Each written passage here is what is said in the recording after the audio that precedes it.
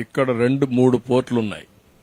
గంగవరం, విశాఖపట్నం, ఏదైతే భావనపాడు ఇప్పుడు పేరు మార్చారు మూలపేట అని. ఆ మూలపేటను పేరు మార్చిన కూడా తెలియాలి అందరికీ. పేరు మార్చారు కానీ జరిగింది ఏమీ లేదు. ఈ 3 ఎయిర్పోర్ట్లు ఒకటి. మూడోది ఒక సుందరమైన ప్రదేశం, సముద్రం, దట్టు ఈస్ట్ కోస్ట్.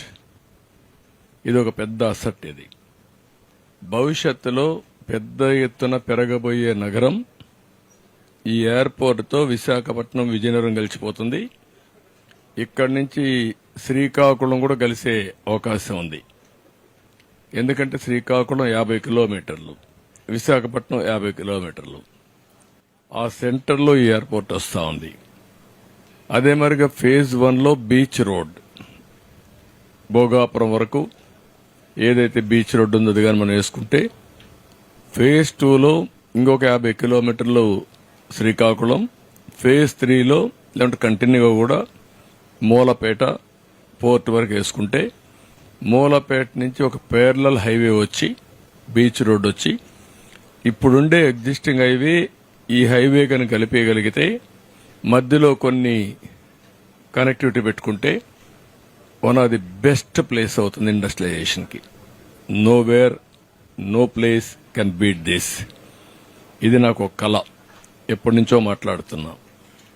అది ఇప్పుడు ఎగ్జిక్యూట్ చేసే పరిస్థితి వచ్చింది. ఈ ఎయిర్పోర్ట్ మనం చూస్తే 15 మే 2015 20వ తారీఖున రాష్ట్ర ప్రభుత్వం ఆమోదం తెలిపింది. నేను వచ్చిన వెంటనే ఆమోదం తెలియజేశాను. అక్టోబర్ 7, 2016 కేంద్రంలో కూడా సెంట్రల్ మినిస్ట్రీ కూడా దీనికి యాక్సెప్ట్ చేశారు. దీనికి ఆ రోజు 2700 ఎకరాలు కావాలనుకున్నాం. 2700 ఎకరాలు అక్వైర్ చేశాం. అయితే వీళ్ళు వచ్చిన తర్వాత 2023కి ప్రాజెక్టే పూర్తి కావాలని ఒక లక్ష్యంగా పెట్టుకున్నాం. అప్పట్లో వీళ్ళు వచ్చి మొత్తం టింకర్ చేశారు, ప్రాజెక్ట్ ని ఆడుకునే పరిస్థితికి వచ్చారు. ఇప్పుడు మళ్ళా మొదటికి వచ్చింది. ఒక 500 ఎకరాలు తీసుకోవడం, లేకుంటే లేనిపోని సమస్యలు క్రియేట్ చేయడం, అన్ని క్రియేట్ చేశారు.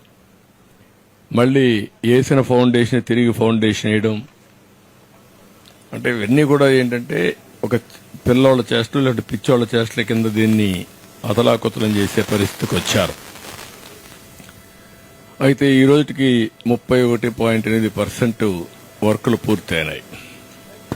దీనికి నేను క్లియర్ గా ఇన్స్పెక్ట్ చేసిన తర్వాత ఫార్చునేట్లీ ఉత్తరాంధ్ర బిడ్డ సెంట్రల్ సివిల్ ఏవియేషన్ మినిస్టర్ గా ఉన్నాడు. ఇప్పుడు ఈ ప్రాజెక్టు కట్టే వాళ్ళు కూడా ఉత్తరాంధ్ర వాళ్లే, డెవలపర్ కూడా.